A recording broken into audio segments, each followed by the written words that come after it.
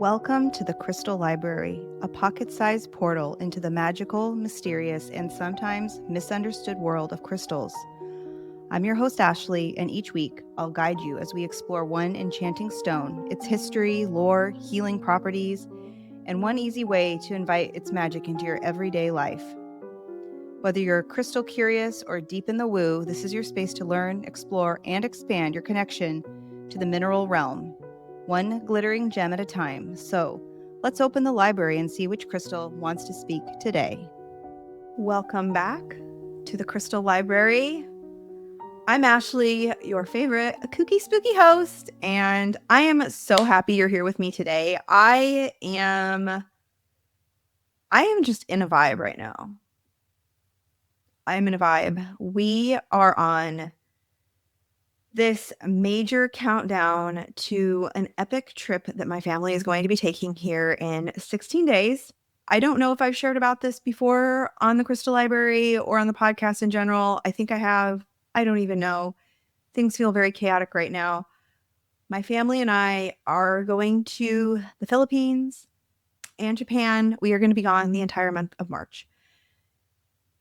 So yes, that's amazing. But also I am scrambling to try to get everything wrapped up so that I have all of my podcasts recorded, all of my interviews done, everything complete for the rest of February and the entire month of March and going into April. So holy smokes, you guys, I feel like there is literal steam coming out of my ears. I am just feeling all the feels. I think it's so cute. My littlest one, Jasper, who is 3, he keeps telling everybody that he's going to the Filipinos. Oh my gosh. It's just so cute. He's like, yeah, we're going to the Filipinos. I'm going to play on the beach and I'm going to get eaten by a whale shark. And I'm like, well, you're not going to get eaten by a whale shark, but we are going to the Philippines and we are going to be playing on the beach and we are going to see the whale sharks, but hopefully not get eaten by one. But anyhow, all that to say, there's a lot of moving parts. I, in my personal life, would love to share a little bit about that. As you guys know, by day, I work as an orthopedic physician assistant, and by night, I am a podcaster and a mom and a wife and a mystic and a magic maker and all of these things. But my current job is on strike. And I'm not going to get into the nitty gritty of all of that, but we have been on strike for 2 weeks. We are now in the 3rd week. And as stressful as that is, because I'm not getting paid, it has also given me this incredible gift of time that I would not normally have. Normally, I would be trying to accomplish all of these things while also working full time, while also taking care of the kids, while also trying to pack. And the other crazy thing is that before we leave for the Philippines in 16 days, I also am going to a retreat in New Mexico for 4 days. So things are just feeling like very intense and very wild right now, but it's all good stuff. It's all going to be worth it. It's just, oh my gosh. So today I just ordered a laptop that I'm going to take for travel because the laptop, I don't have a fancy podcast setup. Clearly, as you can tell, I'm in a guest room with crap everywhere. But the laptop that I record the podcast off of is kind of a big laptop, and there's no way I'm going to be hauling this laptop around the world with me. So I just ordered a very sleek, compact laptop just because despite me not having to do recordings while I'm gone, there's still a lot of back-end stuff that has to be taken care of. So podcasting is a lot. It's a lot. And now I'm ready to dive into the episode for today.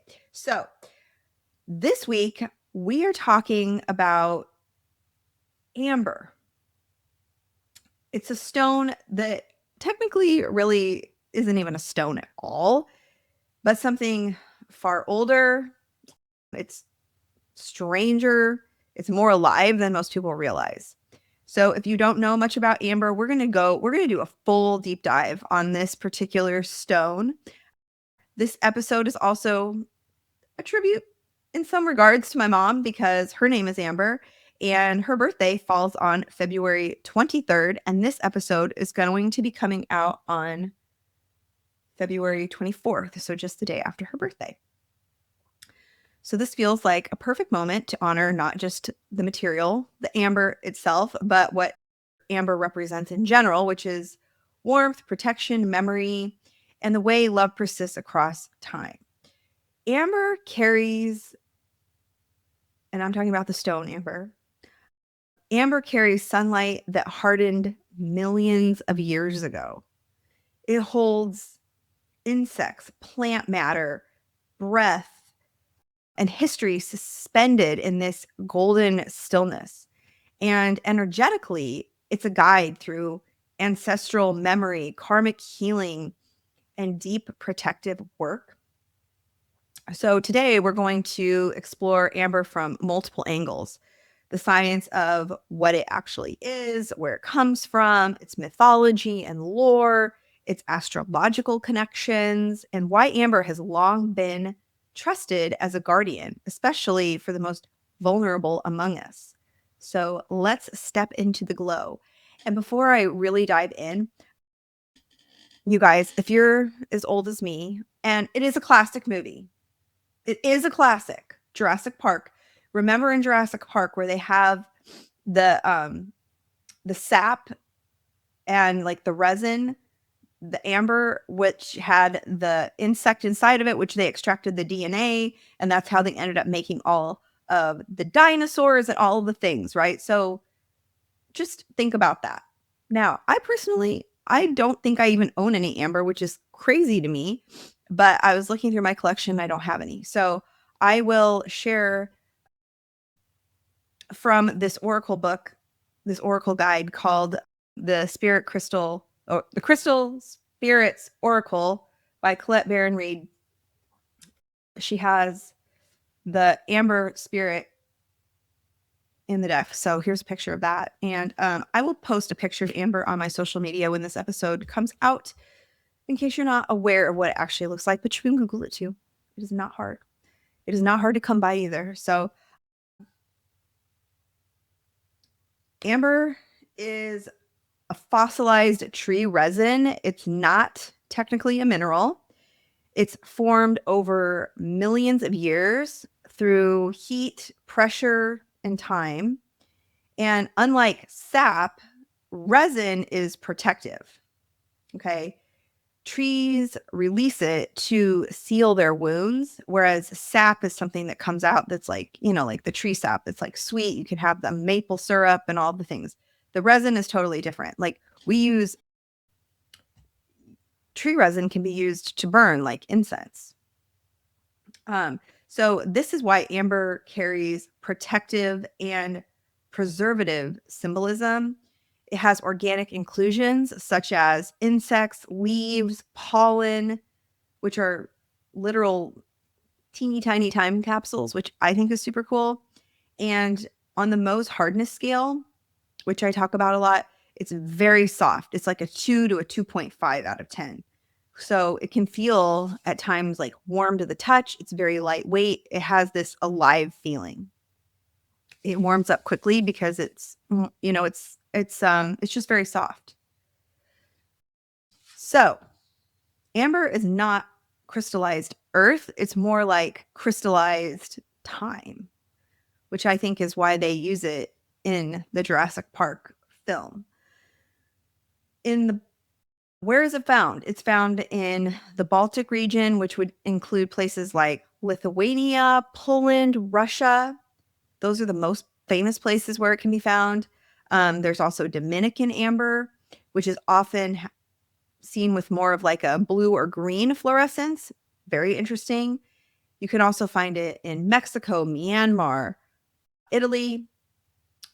Baltic amber, especially associated with ancestral and folk magic. And it's a sacred commodity across Europe and Asia. So where amber travels, stories travel with it. And there's a lot of mythology and lore surrounding this particular stone. Chinese mythology says that souls of tigers pass into amber after death. Tigers, which are a symbol of courage, protection, ferocity, guardianship. Amber becomes a vessel of bravery and spiritual strength.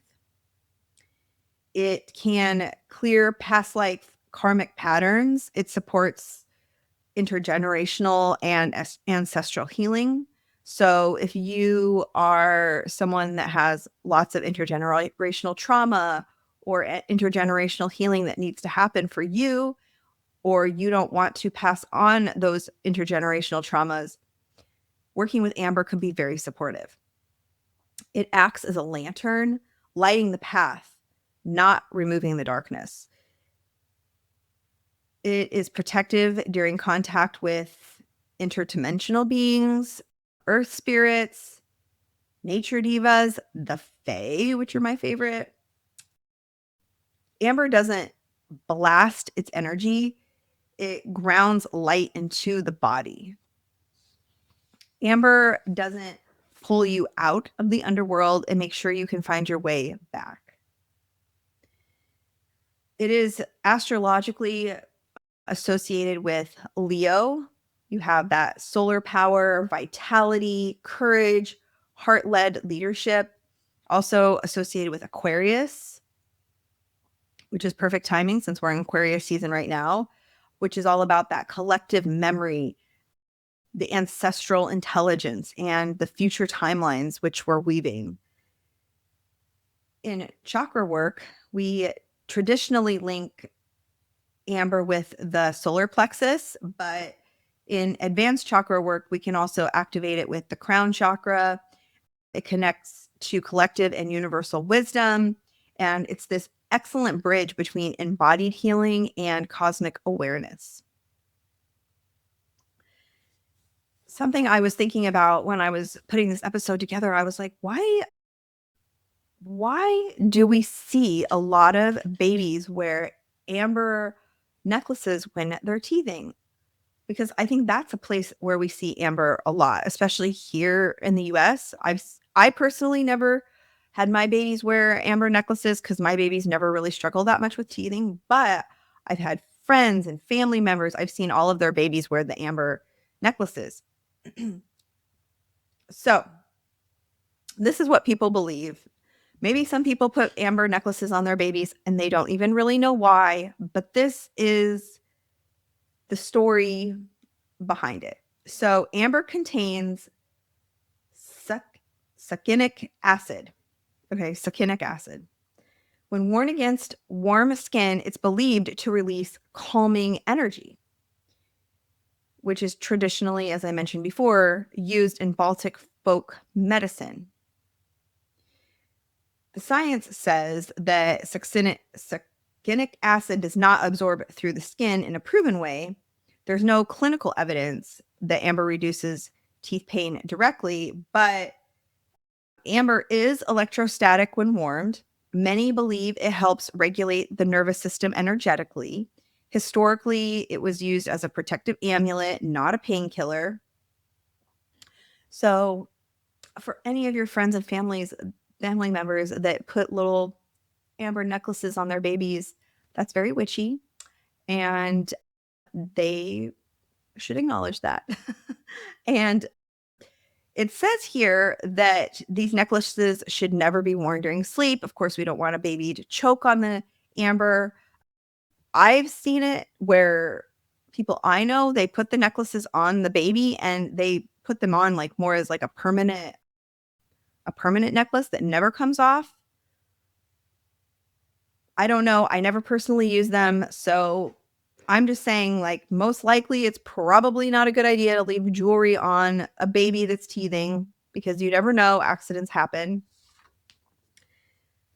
So some parents choose to use anklets or just keep the amber nearby the child, maybe put some amber nearby the crib or, in areas where you would be rocking the child. But it's up to you, whatever you choose to do. So whether scientific or symbolic, amber has long been a trusted guardian, and that alone tells us something. Now, as I showed you before, we have this book, the Crystal Spirits Oracle. It's the guidebook. And here is the Amber Crystal Spirit. And I just thought this was really interesting. I loved the passage in this booklet. And I thought it was like something I just wanted to share with you. The families we come into as infants and the ones we grow up in offer us experiences that yield gifts. Lessons about love, about resilience and forgiveness, and about how our power to leave behind old ways and embrace the new. Our current families do this too. By exploring our relationships with family members, we can discover our own strength and wisdom. Amber Spirit is here with a message to reconnect with the wounded story you still recount, one that is a legacy of your family. Can you heal the story and instead tell one from the perspective of love? How beautiful is it to alchemically change the experience of family? This way, you may receive and give love within a family as defined by the heart and the magic of the conscious universe, who sends people your way to make sure you have the caring and affection you need and deserve. Friends can be new family.